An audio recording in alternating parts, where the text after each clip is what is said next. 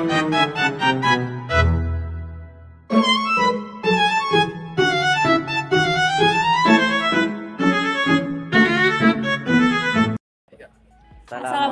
warahmatullahi wabarakatuh. Halo semua. Kami dari kelompok 7 akan menjelaskan materi tentang analisis keputusan dan pemecahan masalah, mata kuliah dasar-dasar logika. Sebelum itu kenalan dulu yuk sama kelompok kami.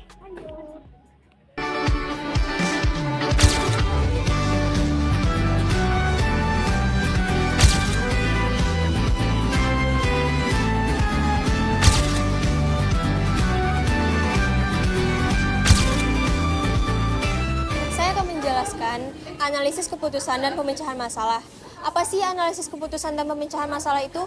Analisis keputusan adalah proses untuk memilih pilihan terbaik dengan mempertimbangkan berbagai faktor. Sedangkan pemecahan masalah adalah proses untuk menemukan solusi untuk suatu masalah dengan langkah-langkah yang sistematis. Keduanya saling melengkapi dan membantu untuk membuat keputusan yang tepat dan efektif agar mendapatkan hasil yang optimal.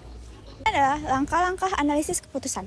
Yang pertama ada identifikasi masalah atau mencari tahu dengan jelas masalah apa yang perlu diselesaikan.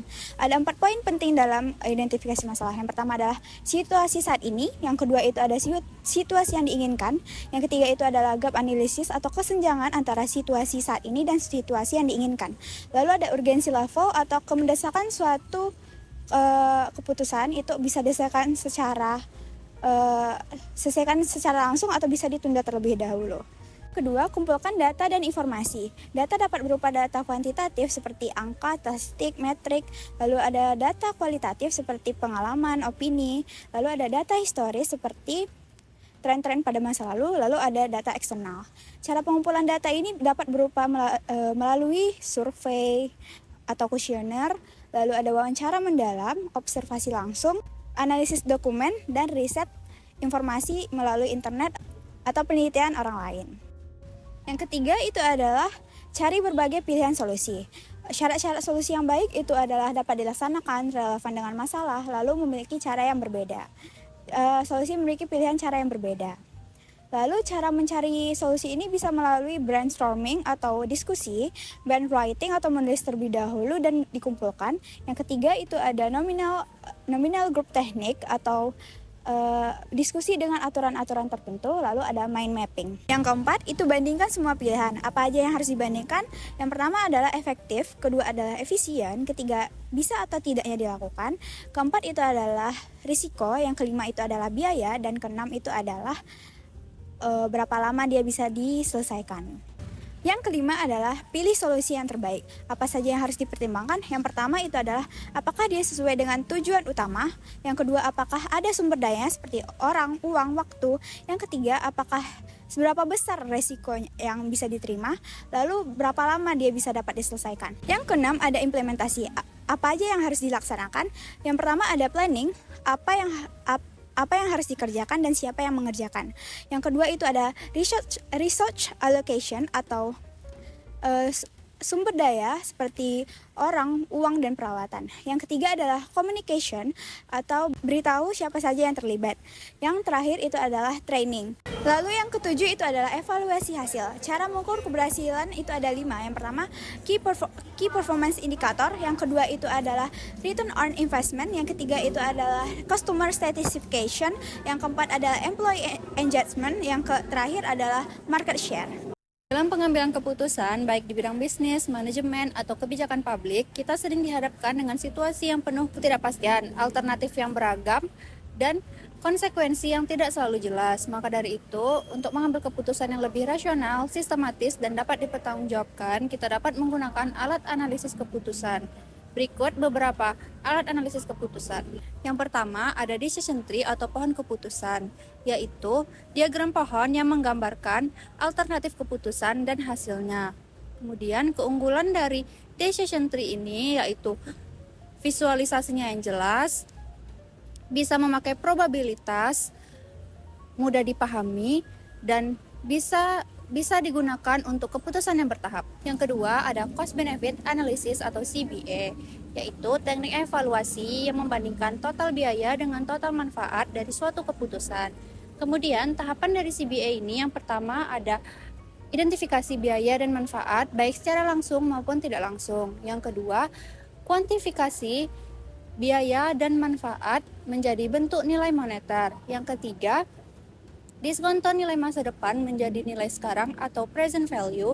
Yang keempat, hitung net present value dengan cara total manfaat dikurangi total biaya. Yang kelima, hitung cost benefit ratio, yaitu rasio antara total manfaat dengan total biaya.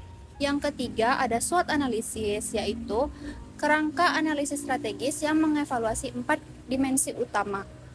Yang pertama ada strength, kekuatan, yang kedua weaknesses atau kelemahan, yang ketiga ada opportunities atau peluang, dan yang terakhir ada threats atau ancaman. Yang keempat ada multi kriteria decision analysis atau MCDA, adalah metodologi untuk mengevaluasi alternatif berdasarkan multiple kriteria yang saling bertentangan. Kemudian langkah-langkah MCDA ini yang pertama tentukan kriteria, yang kedua menetapkan bobot kriteria, yang ketiga memberi skor alternatif, yang keempat menghitung skor tertimbang, dan yang terakhir meranking alternatif. Selanjutnya, saya akan membahas mengenai model umum pemecahan masalah. Terdapat beberapa poin yang akan saya bahas di sini. Yang pertama adalah karakteristik masalah yang baik. Mungkin muncul pertanyaan, mengapa masalah yang baik? Ketika kita melakukan sebuah penelitian, tentu kita harus memiliki masalah yang harus kita pecahkan. Memilih masalah yang baik dalam penelitian akan membantu penelitian kita menjadi terarah, terukur, dan memiliki dampak yang signifikan bagi ilmu pengetahuan dan masyarakat. Terdapat beberapa karakteristik masalah yang baik. Yang pertama ada spesifik, masalah dirumuskan dengan baik dan tidak ambigu. Kemudian yang kedua ada achievable, solusi atas masalah realistis untuk diwujudkan.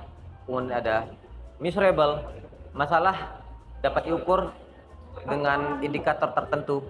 Kemudian ada relevan, masalah harus sesuai dengan tujuan dan kebutuhan yang ingin dicapai. Dan yang terakhir ada time bound, ada batas waktu. Masalah harus ditetapkan dalam kerangka waktu tertentu. Kemudian yang kedua ada teknik problem statement.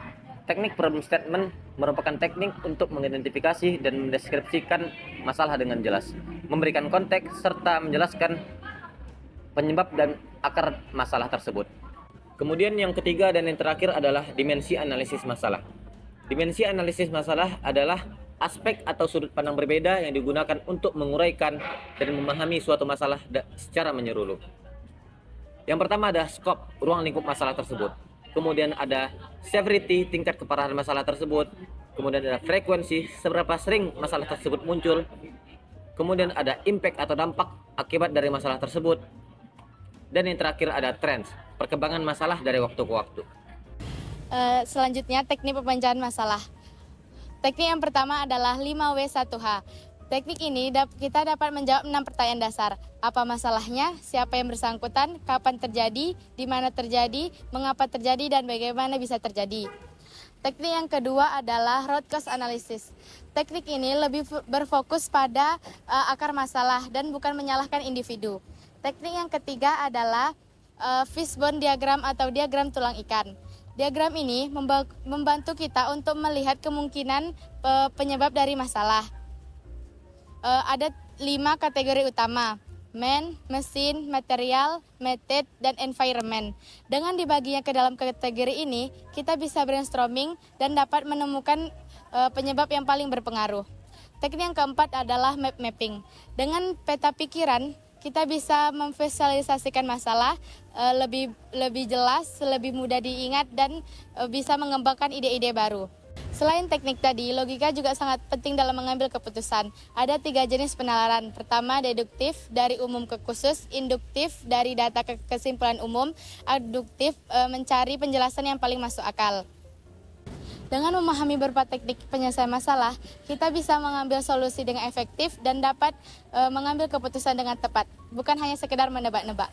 Kesimpulannya, analisis keputusan dan pemecahan masalah adalah konsep penting dalam berpikir secara logis. Dengan menggunakan metode dan alat analisis yang tepat, kita dapat membuat keputusan yang tepat dan rasional. Sekian dari kelompok kami. Terima kasih atas perhatiannya. Bye-bye.